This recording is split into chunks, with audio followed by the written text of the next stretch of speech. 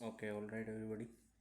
सो stock market में अगर आप सीखना चाह रहे हैं या फिर स्टॉक मार्केट नए हैं तो आपको बिगनर लेवल से एक बार समझाने के लिए यहाँ पर मैंने वीडियो बना रहा हूँ। तो काफ़ी लोग मुझे बोल रहे थे कि सीखना है कि किस तरीके से हम ट्रेड कर सकते हैं और क्या क्या रहता है ट्रेडिंग करने के लिए। तो सबसे पहले देखिए, स्टॉक मार्केट में अगर आप आ रहे हैं और बिगनर हैं तो आपका सबसे पहले ये जानना ज़रूरी है कि जो स्टॉक मार्केट होता है उसमें किस तरीके से कितने टाइप के ट्रेड्स जो हैं वो हो रहते हैं। ठीक है। अब स्टॉक मार्केट में आपने ये पता होगा कि कोई भी एक स्टॉक है अगर एक्स वाई जेड, तो वो एक पॉइंट पे हम लोग उसको ख़रीदते हैं, यानी कि कम पे ख़रीदते हैं और उसको ज़्यादा पर बेच देते हैं। तो जो बीच का मार्जिन होता है हमारे पास, वो बनता है हमारा प्रॉफिट या फिर लॉस।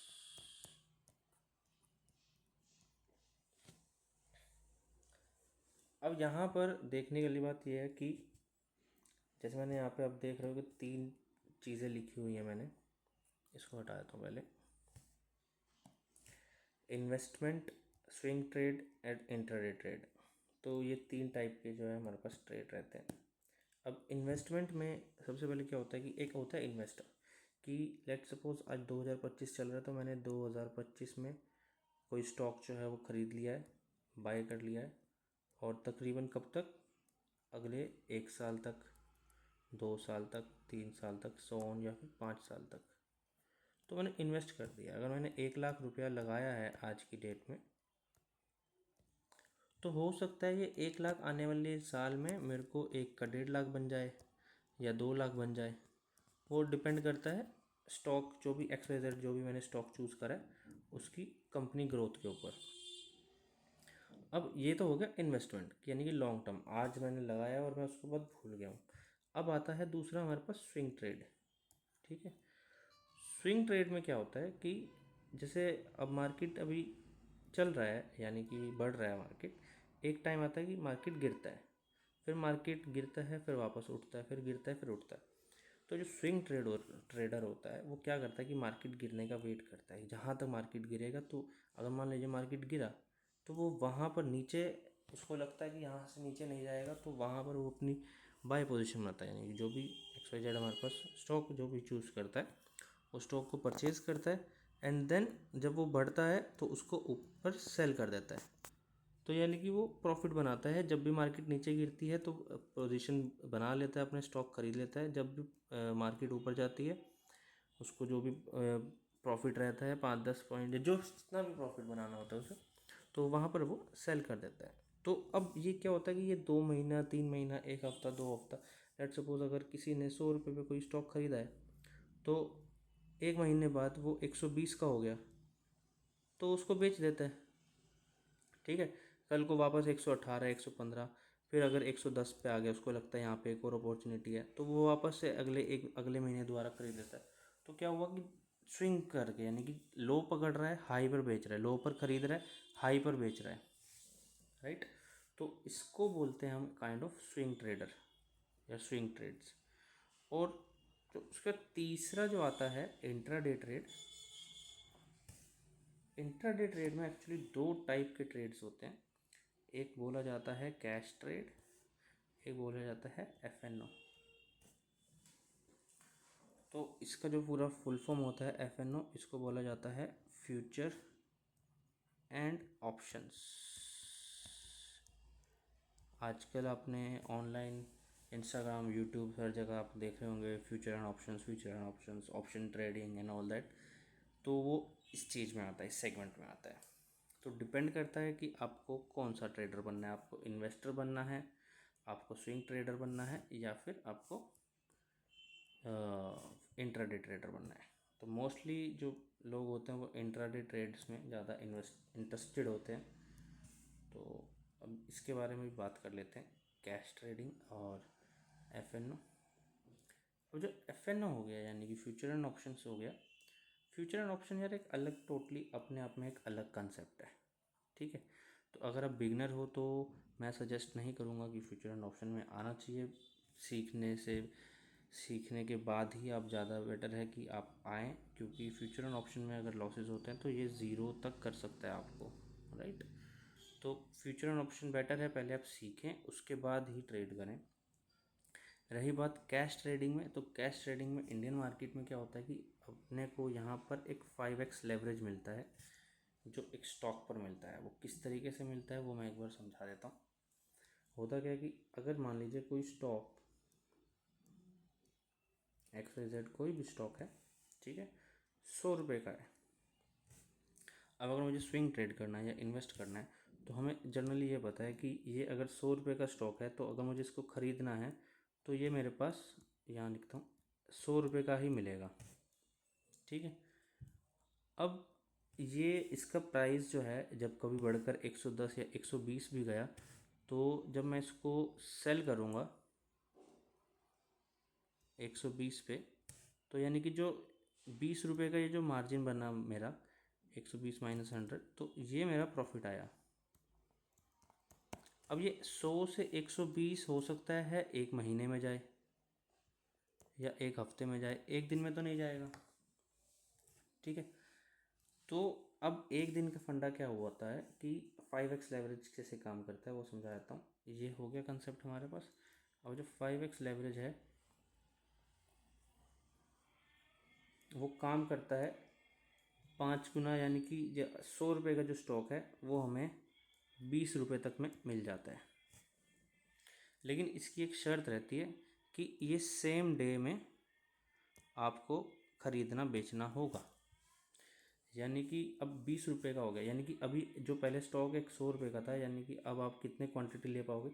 अगर मान लीजिए 5 आपको नॉर्मल अगर परचेज़ करना पड़ रहा है स्टॉक को 100 रुपये के, 100 रुपये भाव के हिसाब से, तो 100 × 5 आपको ये पड़ेंगे, सॉरी, 500 रुपये के, यानी कि हमें 500 रुपये चाहिए। अब यहाँ पे जब हमारे पास लेवरेज मिल गई है हमें 5x, तो 5x लेवरेज के कारण ये 20 रुपये का हुआ, तो यानी कि 20 × 5 100 रुपये, यानी कि अब 100 रुपये में मुझे 5 स्टॉक मिल गए, ठीक है। ये 100 × 5 500, 20 × 5। अब प्रॉफिट जो होगा मुझे वो तो इतना ही होगा ना,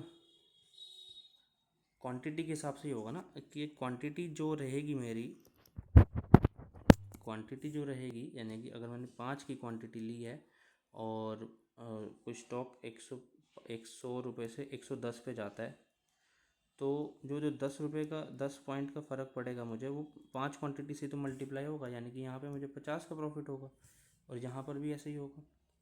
तो इस तरीके से रहता है चीज़ें। तो ये ओके, तो इसको भी मैं हटा देता हूँ, यहाँ पे कंफ्यूज कर रहा होगा 500 वाला लाइन, क्योंकि ये अगर हम नॉर्मल परचेज़ करते हैं तो उसके लिए रहता है। अभी हम 5x लेवरेज की बात कर रहे हैं।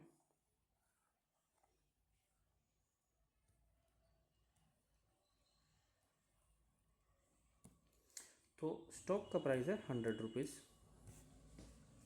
अब लेवरेज के हिसाब से मुझे वो कितने का मिला, 20 रुपये का, उसका इंट्राडे प्राइस,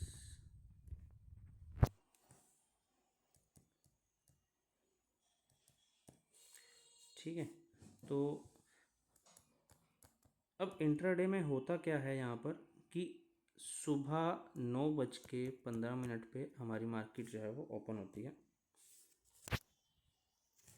और 3:30 पे वो क्लोज़ हो जाती है, ठीक है। तो ये जो टाइम रहता है इस टाइम के अंदर अंदर हमें इसी में परचेज़ करना होता है और इसी में सेल करना होता है। तो यानी कि अब ये वाला जो 100 रुपये का स्टॉक है वो मेरे लिए हो गया 20 रुपये का, यानी कि अब जो मैं 5 स्टॉक अगर लेता हूँ तो मुझे वो 100 रुपये के ही पड़ेंगे, ठीक है। तो यानी कि 20 रुपये के भाव के हिसाब से मैं काफ़ी सारे शेयर्स जो है ख़रीद सकता हूँ। तो मेरे पास विंडो जो है वो ज़्यादा ओपन हो गई है। अब 9:15 से 9:30 तक, जैसे 3:30 तक का मैंने टाइम बताया, तो लेट सपोज़ भाव 100 रुपये पे है और हमने 20 रुपये के हिसाब से 20 रुपये के हिसाब से मैंने जो है वो 10 शेयर खरीद लिए, सॉरी 100 शेयर खरीद लिए। तो मेरा कितना लगा, 2000 रुपया। ठीक है, अब ये मेरी इनिशियल कैपिटल लगी, ये मेरी इनिशियल कैपिटल लगी। अब 100 रुपये से मैं बोलता हूँ जो प्राइस है 110 पे आ गया रात को, शाम को, और मार्केट जो क्लोज़ हुआ है 110 पे क्लोज़ हुआ है। तो यहाँ पर अब क्या होगा कि जो प्राइस है, मैंने अब 100 स्टॉक लिए थे, यानी कि यहाँ पर आया हमारे पास 10 पॉइंट का गैप। तो 10 पॉइंट का गैप आएगा हमारे पास इंटू 100, तो ये कितना हुआ, 1000 रुपये का, यानी कि 1000 रुपये हमारा जो था बढ़ गया। अब इसको मल्टीप्लिकेशन में किस तरीके से, आप एक बार क्लियर करके बताता हूँ, आपको थोड़ा सा कन्फ्यूजन हो जाएगा आपको कि मैंने 10 इंटू 100 क्यों किया। अब इंट्राडे के अकॉर्डिंग जो प्राइस है, यानी कि जो प्राइस डिफरेंस है वो 10 गैप 10 का आया है हमारे पास, जो यानी कि 100 रुपये का भाव था वो 110 का बंद हुआ है, 110 का बंद हुआ है। यानी कि अब हमें प्रॉफिट कितना हुआ, 10 पॉइंट का, हमने 10 पॉइंट का प्रॉफिट हुआ, यानी कि जो हमने 100 शेयर सुबह लिए थे वो इंटू 10 होगा, तो यानी कि 1000 रुपये बढ़ जाएगा। तो अब इसका प्राइस क्या हुआ, अब अगर 10 पॉइंट का हुआ तो 20 का, ये 30 हो गया। ठीक है, 30 इंटू सीधा सीधा 100, तो ये कितना हुआ हमारे पास, 3000। तो 3000 माइनस 2000, हमारे पास प्रॉफिट कितना आया, 1000 का। ये हुआ हमारा प्रॉफिट, इस तरीके से। तो अब लेकिन इसमें शर्त ये रहती है कि अगर हमने अपनी जो पोजीशन को एग्ज़िट नहीं किया, तो जो भी प्राइस पे मार्केट क्लोज होगा 3:30 पे, जो भी प्राइस पे रहेगा मार्केट, वहाँ पे अपने आप ऑटोमेटिकली हमारी जो ट्रेड है वो एग्जीक्यूट हो जाएगी, वो कैरी फॉरवर्ड नहीं होगी। अब इन्वेस्टिंग में क्या होता है कि लॉस हो या प्रॉफिट हो, वो हमारा, अगर हमने स्टॉक खरीदा हुआ है, जब तक हम उसको बेचेंगे नहीं तब तक वो बिकेगा नहीं। लेकिन इंट्राडे ट्रेडिंग में, कैश ट्रेडिंग में ये रहता है कि जो भी प्राइस पे क्लोज करेगी मार्केट, उसी प्राइस पे हमारी पोजीशन जो है वो क्लोज हो जाएगी, यानी कि नेक्स्ट डे जो है वो, नेक्स्ट डे कैरी फॉरवर्ड नहीं होती है, नेक्स्ट डे कैरी फॉरवर्ड नहीं होती है।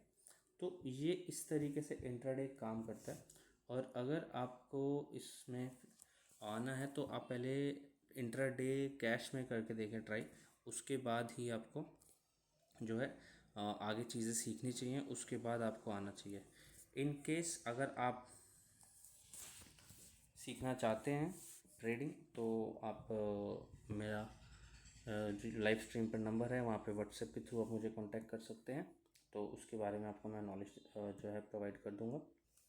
एंड कोर्सेज़ की डिटेल्स वगैरह मैं सब अभी सारी आपके पास शेयर कर दूँगा।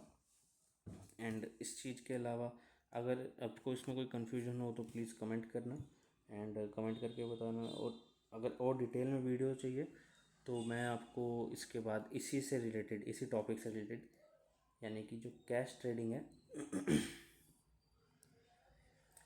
जिसको हम इंट्राडे ट्रेडिंग भी बोलते हैं, तो इंट्राडे ट्रेडिंग के ऊपर मैं डिटेल में एक वीडियो बनाकर शेयर कर दूंगा, जिससे आपको थोड़ा समझ आए कि किस तरीके से इंट्राडे ट्रेडिंग की जाती है। क्योंकि अभी मैंने थ्योरेटिकल बताया तो हो सकता है शायद कंफ्यूज हो जाए क्रिएट, बट अगर ये वीडियो आप तक पहुंच रहा है और आप कोर्स में इंटरेस्टेड हैं, क्योंकि ऑनलाइन कोर्स जो मैं प्रोवाइड कर रहा हूँ, तो उसके लिए आप मुझे कांटेक्ट कर सकते हैं। कांटेक्ट नंबर मैं यहाँ पर शेयर कर देता हूँ।